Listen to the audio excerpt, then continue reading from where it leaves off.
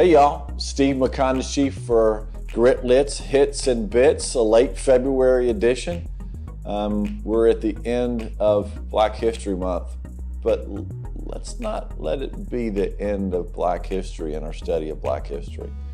Today I want to talk about two books that really informed my current view of history and of the contemporary South. The first one I'm going to talk about is a novel that came out a couple of years ago, and then talk about a nonfiction book, a creative nonfiction book that came out about the same time. So the first one is this book right here. It's The Coming by Daniel Black, who is originally from Arkansas, but now is on the faculty at Clark University in Atlanta. I've been touting this book for a long time. It came out around the same time as Colson Whitehead's Underground Railroad, which did pretty well. And I think this book deserves to stand alongside Colson Whitehead's book for a couple of reasons. One, because of the writing. It is in parts poetic, lyrical. The structure is daring. It has so many things from a writing standpoint, from a craft standpoint to admire. But what really drew me to this book was the way it portrayed the victims of slavery. There's a social media post going around these days about, and I'm going to summarize it, that the slave traders didn't capture slaves from West Africa. They weren't stealing slaves. They were stealing doctors and priests and mothers and leaders and farmers and craftsmen. That's who they stole. And this book really drives that point home as it shows the genius, the quality of those that were taken from their homes and brought here.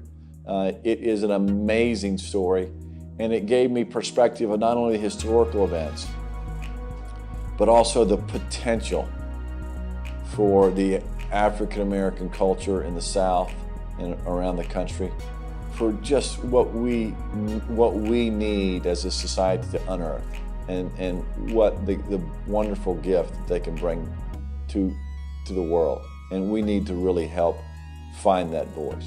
So The Coming by Daniel Black is the fiction book I'd like to recommend this month. And then moving along to nonfiction.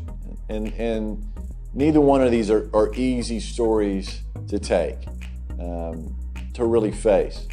The next one is probably even more difficult. Growing up in Atlanta, in and around Atlanta, there was always the suburban, urban myths around the sign in Forsyth County and its threat to blacks. They weren't allowed to let the sun set on them in Forsyth County. I personally never saw the sign, but it was something that was heard about. It was understood that they weren't there.